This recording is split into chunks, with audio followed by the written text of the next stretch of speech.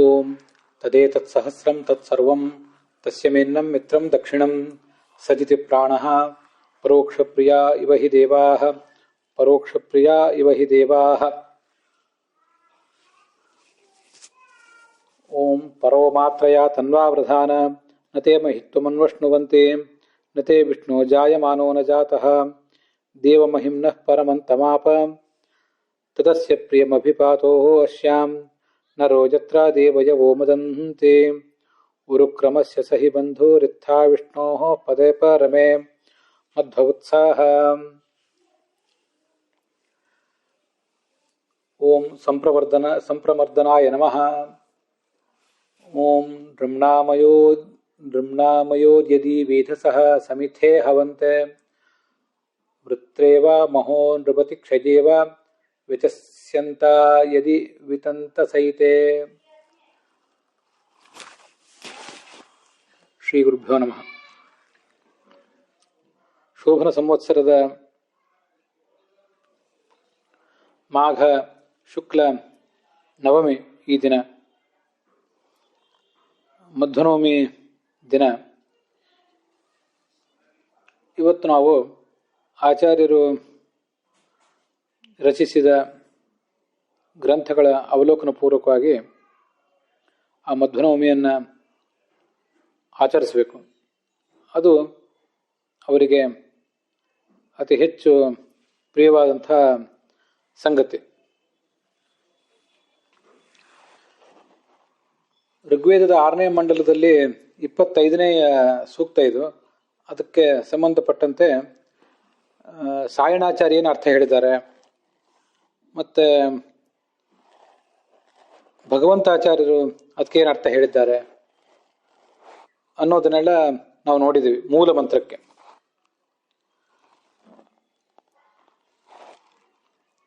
ಮತ್ತು ಆ ಸಂಪಾದಿತವಾದ ಬೃಹತಿ ಮಂತ್ರಕ್ಕೆ ರಘುನಾಥ ಸ್ವಾಮಿಗಳು ಹೇಳಿದಂತಹ ಅರ್ಥವನ್ನು ಕೂಡ ನಾವು ನೋಡಿದ್ವಿ.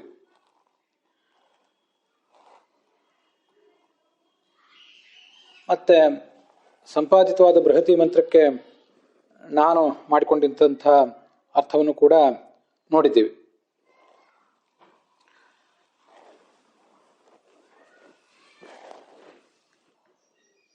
ಮಂತ್ರದ ಅನ್ವಯಾರ್ಥ ನೋಡಿ ಆಗಿದೆ.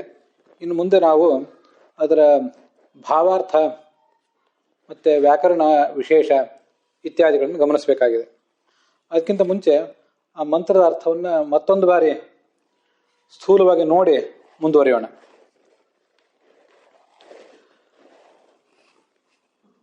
ಇಂದ್ರ ಸರ್ವೇಶ್ವರನಾದ ಭಗವಂತನೇ. ಯದಿ ಅಂದರೆ ಯಾರು ಅಂತರ್ಥ, ಯಾವಿಬ್ಬರು ಅಂತರ್ಥ, ಅಥವಾ ಯಾವ ಕಾರಣದಿಂದ ಅಂತರ್ಥ. ಅದಕ್ಕೆ ಈ ಸಂಸಾರದಲ್ಲಿ ಬಂಧು ಮಿತ್ರ ಮೊದಲಾದಂಥ ಶತ್ರುಗಳು ನಮ್ಮನ್ನ ಬಂಧು ಮಿತ್ರಾದ ರೂಪದಿಂದ ಸುತ್ತುವರೆದಿರ್ತಾರೆ. ಅಥವಾ ಅವರು ನಮ್ಮ ಜೀವನವನ್ನು ಆವರಿಸಿಕೊಂಡಿರ್ತಾರೆ. ನಮ್ಮೆಲ್ಲ ಸಂಘರ್ಷಗಳು ನಡೆಯುವುದು ವೃತ್ರೇವ ಅಥವಾ ನೃವತಿ ಮಹತಿ ಕ್ಷಯೇವ.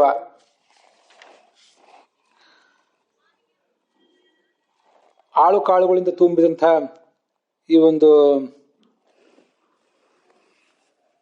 ಮನೆ ಮಠ ಮೊದಲಾದ ಸಂಗತಿಗಳಿಗಾಗಿ ನಮ್ಮೆಲ್ಲ ಸಂಘರ್ಷಗಳು ನಡೆಯೋದು. ಈ ಸಂಘರ್ಷಗಳಿಗಾಗಿಯೇ ಇದಕ್ಕಾಗಿಯೇ ಸಾಧಕರೆಲ್ಲರೂ ಕೂಡ, ಅಥವಾ ಸಜ್ಜನರು ದುರ್ಜನರು ಯಾರಾದರೂ ಕೂಡ ಪರಸ್ಪರ ಆಕ್ರಮಿಸಿ ಆ ಮೂಲಕ ಯುದ್ಧನೂ ಕೂಡ ಮಾಡ್ತಾರೆ. ಇಂಥ ಈ ಪ್ರಸಂಗದಲ್ಲಿ ಈ ಸಜ್ಜನ ದುರ್ಜನರ ನಿಮಿತ್ತದಿಂದ ಇವರೆಲ್ಲರನ್ನೂ ನಿಮಿತ್ತವನ್ನಾಗಿಟ್ಕೊಂಡು ಇಮವು ನಿಮಿತ್ತೀಕೃತ್ಯ ವೇಧಸಃ ಕಾಲಸ್ವರೂಪರಾದಂತಹ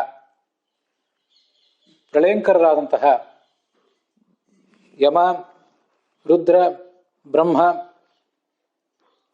ಮತ್ತೆ ದುರ್ಗಾ, ಹಾಗೆ ಪರಕಾಲ ಅಂತ ಕರೆಸ್ಕೊಂಡಿರುವಂತಹ ನೀನು, ಇವರೆಲ್ಲರೂ ಕೂಡ ತಮ್ಮ ತಮ್ಮ ಸಾಮರ್ಥ್ಯವನ್ನ ಬ್ರಹ್ಮಣ ಅಂದರೆ ಸಾಮರ್ಥ್ಯ. ಅದೆಲ್ಲವನ್ನು ಕೂಡ ಈ ಬ್ರಹ್ಮನೆಂಬ ಅಗ್ನಿಯಲ್ಲಿ ಹೋಮಿಸ್ತಾರೆ. ಬ್ರಹ್ಮರೂಪೇ ಅಗ್ನವು ಹವಂತೆ, ಅಥವಾ ಈ ಜೀವನವೆಂಬ ಯಜ್ಞದಲ್ಲಿ ಇದನ್ನ ಹೋಮಿಸ್ತಾರೆ ಅಂತ ಹೀಗಾದ್ರ ಅರ್ಥ. ಇದಕ್ಕೆ ಸಂಬಂಧಪಟ್ಟಂತೆ ವ್ಯಾಕರಣಾಂಶ ಏನಿದೆ ಅಂತ ಅನ್ನೋದನ್ನ ನಾವೀಗ ನೋಡಬೇಕಾಗಿದೆ. ವೇದಾಹ ಅಂದ್ರೆ ಏನರ್ಥ? ವೇದಾಹ ಅನ್ನೋದನ್ನ ಈ ವ್ಯಾಕರಣದಲ್ಲಿ ಹೀಗೆ ನಿಷ್ಪನ್ನ ಮಾಡಿ ತೋರಿಸ್ತಾರೆ ಇವತ್ತು. ವಿ ಅಂತ ಉಪಸರ್ಗ, ಅದಕ್ಕೆ ಡುಧನ್ಯ ಧಾರಣ ಪೋಷಣೆಯೋ ಅಂತ ಧಾತು, ಅದರ ಮೂಲಕ ವೇದಾಹ ಅಂತ ಶಬ್ದ ನಿಷ್ಪನ್ನ ಆಗಿದೆ. ಅದಕ್ಕೆ ಅದು ಉಣಾದಿ ಸೂತ್ರಗಳಿಗೆ ಅನುಸಾರವಾಗಿ ಅಸಿ ಪ್ರತ್ಯಯ ಬಂದು ವಿಧ ಅನ್ನೋದಕ್ಕೆ ವೇದ ಅನ್ನುವ ಆದೇಶವು ಕೂಡ ಬಂದಿದೆ. ಹೀಗೆ ವಿಧ ಅಂತಾಗಬೇಕಾದದ್ದು ವೇದ ಅಂತಾಗಿ ಅದು ಸಕಾರಾಂತವಾದಂತಹ ಶಬ್ದವಾಗಿ ಪರಿಣಮಿಸಿದೆ. ಇದು ನಮಗೆ ಇವತ್ತು ಈ ಥರ ಕಾಣಿಸೋದು. ಇದು ವಿ ದಧಾತಿ ಅಂದ್ರೆ ಡುಧಾನ್ಯ ಧಾರಣ ಪೋಷಣೆಯೋ. ವಿ ದಧಾತಿ ಅಂದ್ರೆ ವಿಶೇಷವಾಗಿ ಪೋಷಿಸುವಂಥವ್ರು, ಧರಿಸುವಂಥವ್ರು ಅಂತ ಅದರ ಅರ್ಥ. ನಮಗೀಗ ಕಾಣುವುದು ಅದೇ ಅರ್ಥ. ವಿ ಅಂದ್ರೆ ವಿಶೇಷವಾಗಿ ಅಂತ ಅರ್ಥ.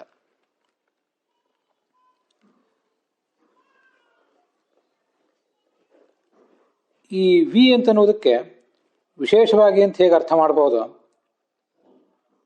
ಅದೇ ಥರ ಇನ್ನೂ ಒಂದು ಅರ್ಥವನ್ನು ಕೂಡ ನಾವು ಮಾಡಬಹುದು. ವಿಪರೀತವಾಗಿ ಅಂತ ಅರ್ಥ.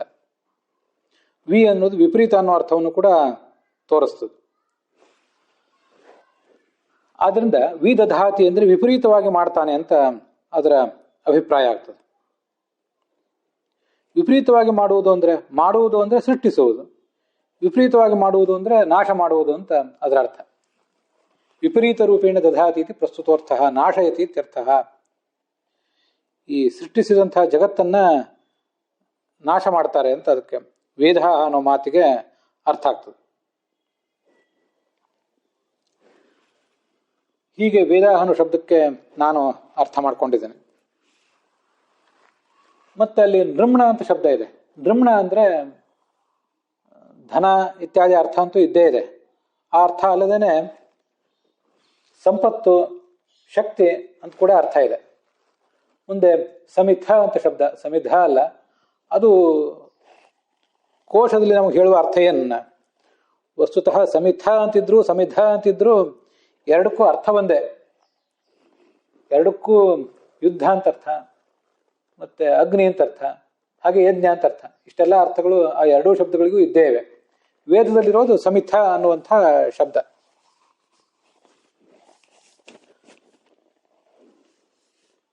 ಕೋಶದಲ್ಲಿ ಅಗ್ನಿವಾಚಕವಾಗಿ ಕಂಡಿದೆ ಇದಕ್ಕೆ ಈ ಸಮಿಥ ಅನ್ನೋ ಶಬ್ದ. ಮತ್ತೆ ಈಗ ನಾವು ನೋಡ್ತಿರುವ ಈ ಋಗ್ವೇದದ ವ್ಯಾಖ್ಯಾನಗಳಲ್ಲಿ ಇದನ್ನ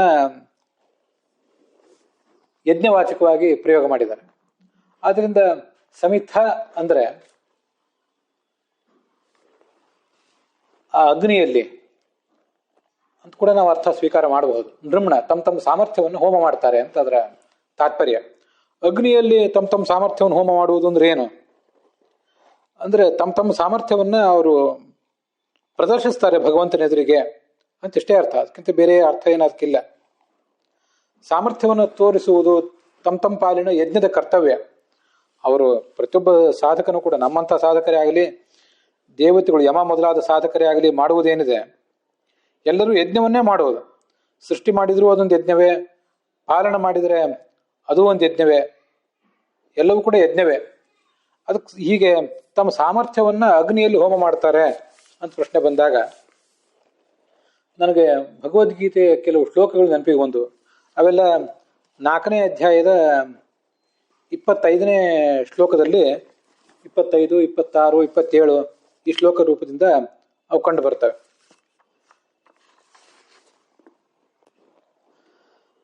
ಬ್ರಹ್ಮಾಜ್ಞಾವಪರೇ ಯಜ್ಞಂ ಯಜ್ಞೇನೈವ ಉಪಜಿಹ್ವತಿ ಅಂತ 4ನೇ ಅಧ್ಯಾಯದ 20ನೇ ಶ್ಲೋಕ. ಕೆಲವು ಯೋಗಿಗಳು ಅಂದ್ರೆ ಕೆಲವು ಜ್ಞಾನಿಗಳು ಪರಮಾತ್ಮನೆಂಬ ಅಗ್ನಿಯಲ್ಲಿ ಹೋಮ ಮಾಡ್ತಾರೆ. ಪರಮಾತ್ಮ ಅನ್ನುವುದೇ ಒಂದು ಅಗ್ನಿ. ಇದನ್ನು ನಾವು ಗಮನಿಸಬೇಕು.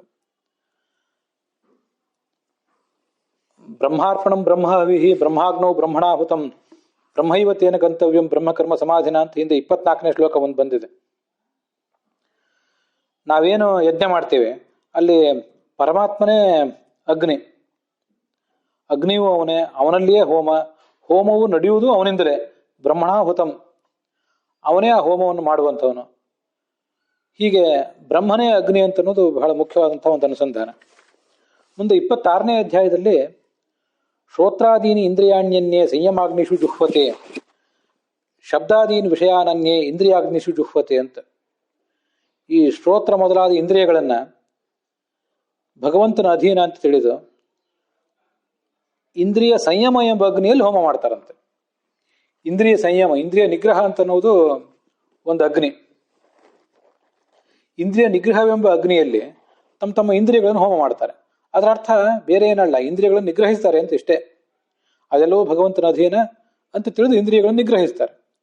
ಇಂದ್ರಿಯಗಳನ್ನ ಸಂಯಮ ಎಂಬ ಅಗ್ನಿಯಲ್ಲಿ ಹೋಮ ಮಾಡುವುದು ಅಂದ್ರೆ ಇಂದ್ರಿಯ ನಿಗ್ರಹಿಸುವುದು ಅಂತಾನೆ ಅದರ ತಾತ್ಪರ್ಯ. ಭಗವಂತನ ಪೂಜಾ ರೂಪವಾಗಿ ಇಂದ್ರಿಯ ನಿಗ್ರಹ ಮಾಡ್ತಾರೆ ಅಂತ ಅರ್ಥ.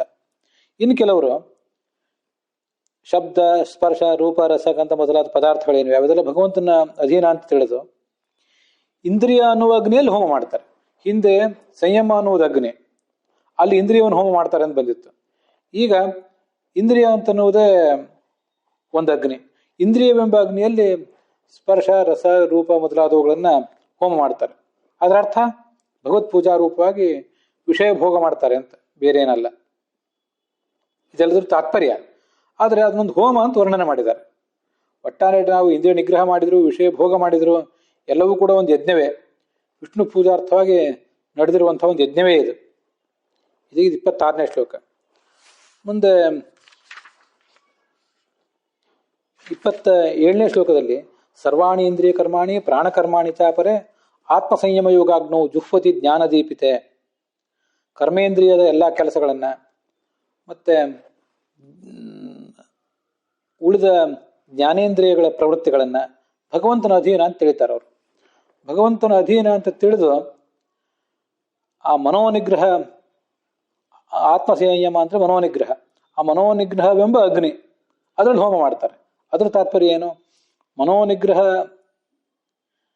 ಅದರ ಬಲದಿಂದ ಈ ಕರ್ಮೇಂದ್ರಿಯದ ಮತ್ತು ಜ್ಞಾನೇಂದ್ರಿಯಗಳ ಹಾಗೇನೆ ಪ್ರಾಣ ಅಪಾನ ವ್ಯಾನ ಉದಾನ ಸಮಾನ ಮೊದಲಾದ 5 ಇಂದ್ರಿಯಗಳ ಪ್ರವೃತ್ತಿಗಳು ಇವುಗಳ ಎಲ್ಲವನ್ನೂ ಕೂಡ ಅವರು ಭಗವಂತನ ಪೂಜಾ ರೂಪವಾಗಿರುವಂತೆ ನಿಯಂತ್ರಿಸ್ಕೋತಾರೆ. ಹಾಗೆ ಅವುಗಳೆಲ್ಲವನ್ನು ಕೂಡ ಹತೋಟಿಯಲ್ಲಿ ಇಟ್ಕೋತಾರೆ ಅಂತ ಅದರ ತಾತ್ಪರ್ಯ ಆಗ್ತದೆ.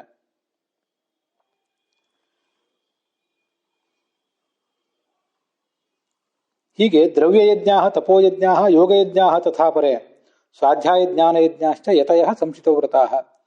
ದ್ರವ್ಯಯಜ್ಞ ಕೆಲವರದು, ತುಪ್ಪ ಮೊದಲಾದವುಗಳನ್ನು ಹಾಕಿ ಯಜ್ಞ ಮಾಡುವವರು ಕೆಲವರು. ಯೋಗ ಯಜ್ಞ ಸ್ವಾಧ್ಯಾಯ ಅನ್ನುವುದೇ ಯಜ್ಞ ಇನ್ ಕೆಲವರದು. ಒಟ್ಟಾರೆ ನಾವು ಮಾಡುವಂತಹ ಕ್ರಿಯೆಗಳೇನಿವೆ ಎಲ್ಲ ಕ್ರಿಯೆಗಳು ಒಂದು ಯಜ್ಞವೇ.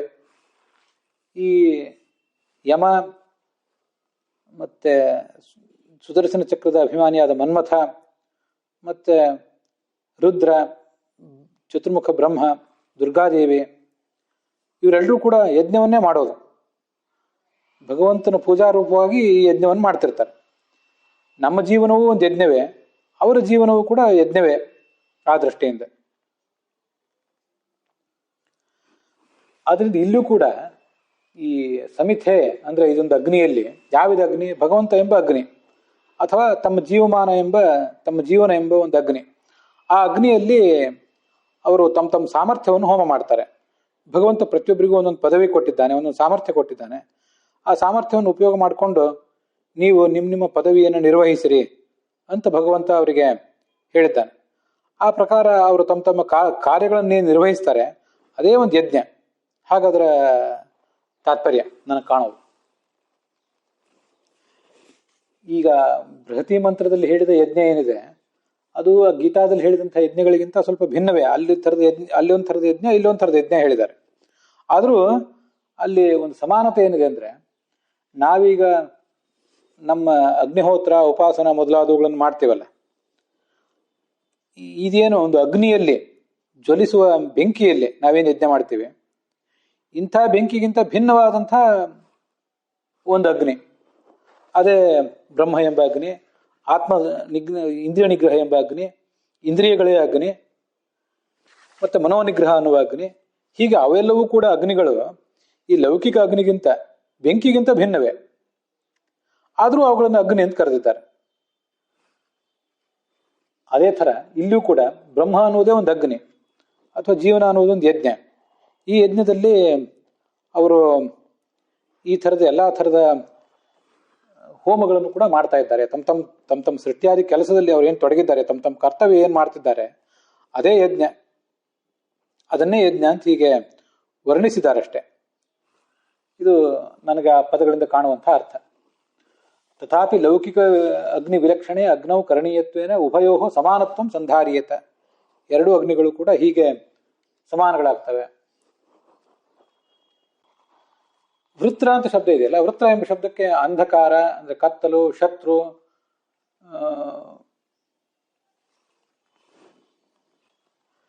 ಮತ್ತೆ ಮೇಘ ಅಂದ್ರೆ ಮೋಡ, ಹೀಗೆಲ್ಲ ಅರ್ಥಗಳಿವೆ ಶಬ್ದಕಲ್ಪಕ್ಕನುಗುಣವಾಗಿ. ನಾನಿಲ್ಲಿ ಆ ಶತ್ರು ಬಂಧು ಮಿತ್ರಾದಿಗಳು ಏನಿದ್ದಾರೆ ಅವರು ನಮಗೆ ಒಂದು ಪ್ರಚ್ಛನ್ನ ರೂಪದಿಂದ ಶತ್ರುಗಳು ಅನ್ನೋ ಅರ್ಥವನ್ನು ಇಟ್ಕೊಂಡಿದ್ದೇನೆ. ಅದಲ್ಲದೆ ಹೋದ್ರೆ ನಮ್ಮನ್ನು ಆವರಿಸಿಕೊಂಡಿರುವಂಥವ್ರು, ಅವರನ್ನ ಶತ್ರುಗಳು ಅಂತ ಪರಿಗಣನೆ ಮಾಡ್ಲಿಕ್ಕೆ ನಮಗೆ ಮನಸ್ಸಿಲ್ಲದೆ ಹೋದ್ರೆ ಅವರು ನಮ್ಮ ಜೀವನವನ್ನು ಆವರಿಸಿಕೊಂಡಿದ್ದಾರೆ. ಬಂಧುಗಳು ಮಿತ್ರರು ಇಲ್ಲದೆ ನಮ್ಮ ಜೀವನವೇ ಇಲ್ಲ ಅನ್ನುವ ಸ್ಥಿತಿ ಇದೆ. ಹೀಗೆ ಆವರಿಸಿಕೊಂಡಿರುವುದರಿಂದ ಅವರನ್ನ ವೃತ್ರರು ಅಂತ ಹೇಳಬೇಕು.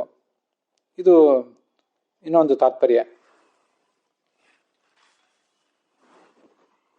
ಇಲ್ಲಿ ವೇದಸಹ ಅಂತ ಬಂತಲ್ಲ, ವೇದಸಹ ಅಂದ್ರೆ ಯಜ್ಞಾದಿ ಕರ್ಮಗಳನ್ನು ಮಾಡುವವರು, ವೇದಸಹ ಯಜ್ಞಾದಿ ಕರ್ಮಕರ್ತಾರಹ ಅಂತ ಸಾಯಣಾಚಾರ್ಯರು ಮೊದಲಾದವರು ಹೇಳಿದ ಅರ್ಥಗಳನ್ನ ನಾವೀಗಾಗಲೇ ಗಮನಿಸಿದ್ದೀವಿ. ಮತ್ತೆ ನಾನು ಅದಕ್ಕೆ ಅರ್ಥ ಮಾಡಿಕೊಂಡೆ, ವಿಪರೀತವಾಗಿ ಪ್ರಳಯಾದಿಗಳನ್ನು ಮಾಡುವವರು, ಸೃಷ್ಟಿಯಾದಿಗಳನ್ನು ಮಾಡುವುದಕ್ಕಿಂತ ವಿಪರೀತವಾಗಿ ಪ್ರಳಯವನ್ನು ಮಾಡುವಂಥವರು ವೇದಸಹ ಅಂತ. ಯಜ್ಞ ಮಾಡುವವರು ಅಂತ ಅರ್ಥ ಇಟ್ಕೊಂಡ್ರು, ಪ್ರಳಯವನ್ನು ಮಾಡುವಂತ ಅರ್ಥ ಇಟ್ಕೊಂಡ್ರು, ಎರಡರದು ತಾತ್ಪರ್ಯ ಒಂದೇ, ಅದರಲ್ಲೇನು ವ್ಯತ್ಯಾಸ ಏನಿಲ್ಲ.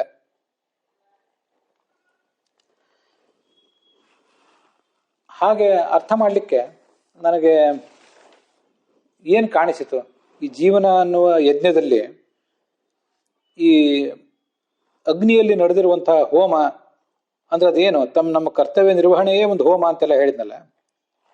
ಈ ಸಂಪ್ರತರ್ಧನ ಅನ್ನುವ ನಾಮಕ್ಕೆ ಸಂಬಂಧಪಟ್ಟಂತೆ ಭಗವಂತ ಪ್ರಳಯಕರ ಅನ್ನುವುದನ್ನೆಲ್ಲ ಗಮನಿಸುವಾಗ ಬೇರೆ ಬೇರೆ ಉಲ್ಲೇಖಗಳನ್ನು ನೋಡುವಾಗ ನನಗೆ ಭಾಗವತ ತಾತ್ಪರ್ಯದಲ್ಲಿರುವಂತಹ ಒಂದು ಮಾತು ನೆನಪಿಗೆ ಬಂತು. ಅದಕ್ಕಾಗಿ ಯಮ, ಸುದರ್ಶನ ಮತ್ತು ದುರ್ಗಾದೇವಿ ಹೀಗೆಲ್ಲ ಅರ್ಥಗಳನ್ನ ನಾನು ಹೇಳಿದೆ.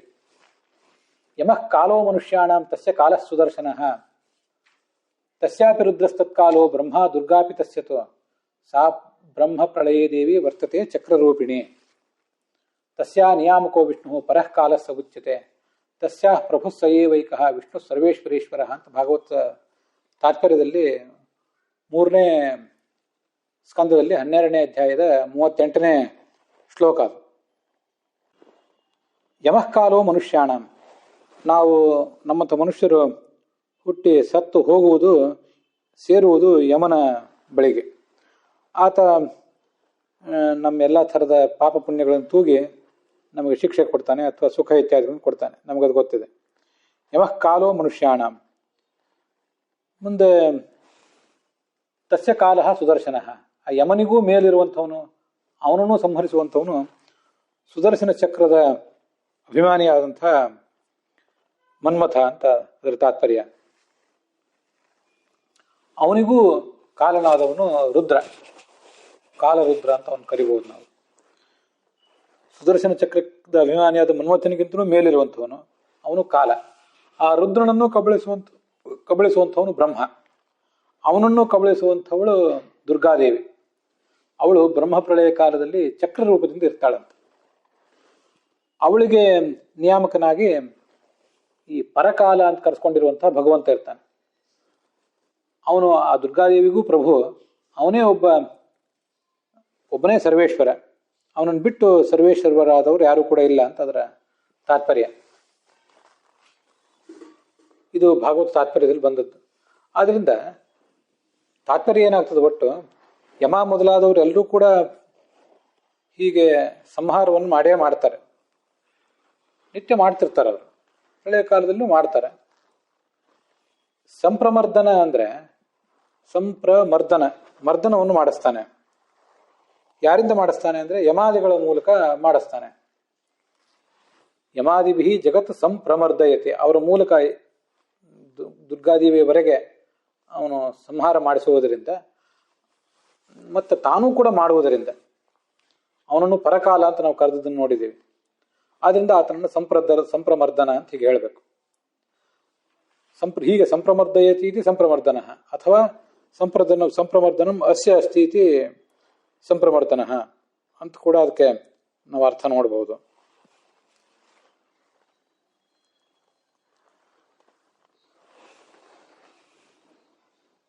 ಹೀಗೆ ಆ ಸಂಪ್ರಮರ್ದನ ಅನ್ನೋ ಶಬ್ದವನ್ನು ನಾವು ವ್ಯಾಕರಣದ ದೃಷ್ಟಿಯಿಂದ ಸರಿ ಅಂತ ತೋರಿಸಬಹುದು.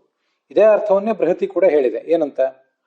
ಅಯೋಹೋ ವೇದಸಃ ಸಮಿಥೇ ಹವಂತೆ ಅಂತ ಬೃಹತಿ ಮಂತ್ರ ಅದನ್ನ ವ್ಯಾಖ್ಯಾನ ಮಾಡಿದೆ. ಇವರಿಬ್ಬರ ನಿಮಿತ್ತದಿಂದ ಈ ಸಜ್ಜನರು ದುರ್ಜನರು ಮೊದಲಾದವರು ಏನಿದ್ದಾರೆ ಸಂಘರ್ಷ ಮಾಡ್ತಾ ಇದ್ದಾರಲ್ಲ ಈ ಜಗತ್ತಿನಲ್ಲಿ, ಈ ಸಂಘರ್ಷ ಎಲ್ಲ ನಡೆಯುವುದು ಎಲ್ಲಿಯವರೆಗೆ? ಪ್ರಳಯದ ಕಾಲದವರೆಗೆ ನಡೀತದೆ. ಪ್ರಳಯನೇ ಬಂದ ಮೇಲೆ ಎಲ್ಲಾ ಸಂಘರ್ಷಕ್ಕೂ ಒಂದು ವಿರಾಮನೆ, ಅಲ್ಲಿ ಮುಗಿದೋಯ್ತು ಪ್ರತಿಯೊಂದು ಕೂಡ.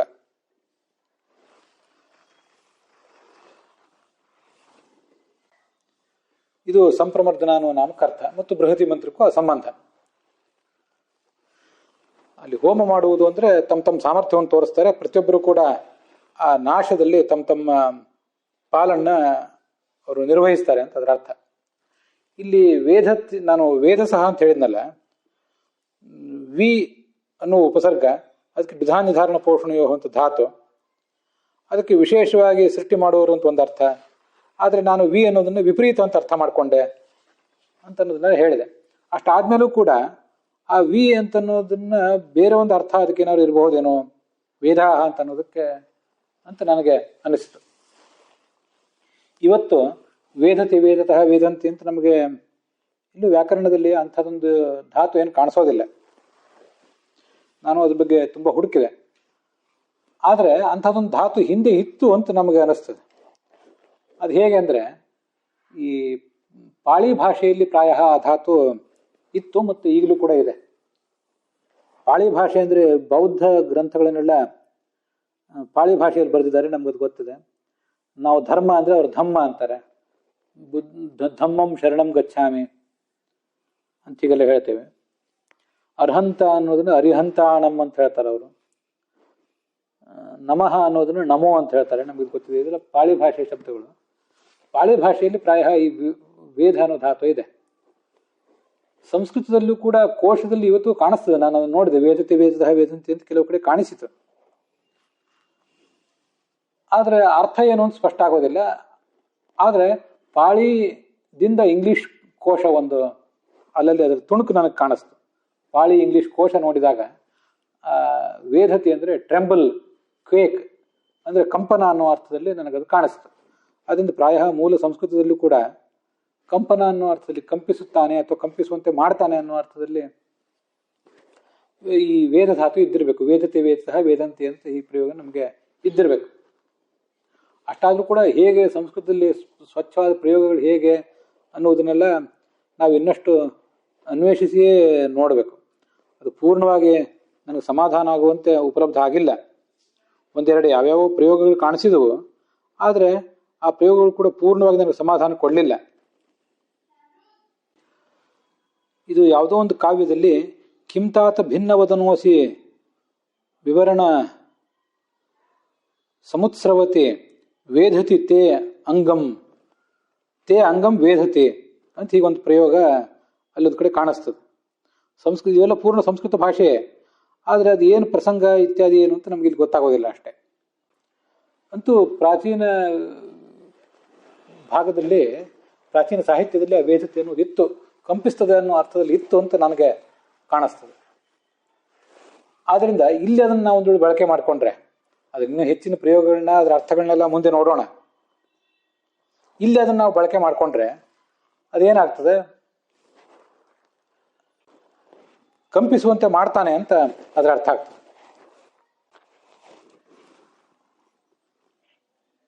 ಕಂಪಿಸುವಂತೆ ಮಾಡುವವರು ಯಾರು? ಯಮ. ಈ ಸುದರ್ಶನ ಚಕ್ರದ ಅಭಿಮಾನಿಯಾದಂಥ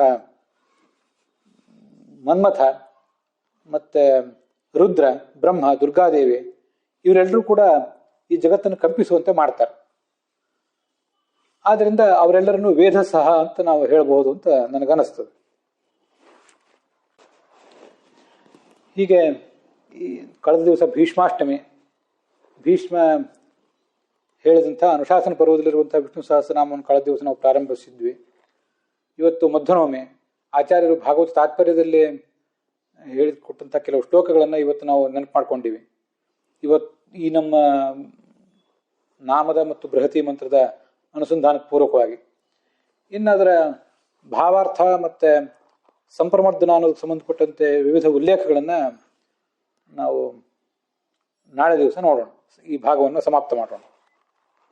ಇಲ್ಲಿಗೆ ಇವತ್ತಿನ ಈ ಭಾಗ ಸಮಾಪ್ತ ಆಗಿದೆ.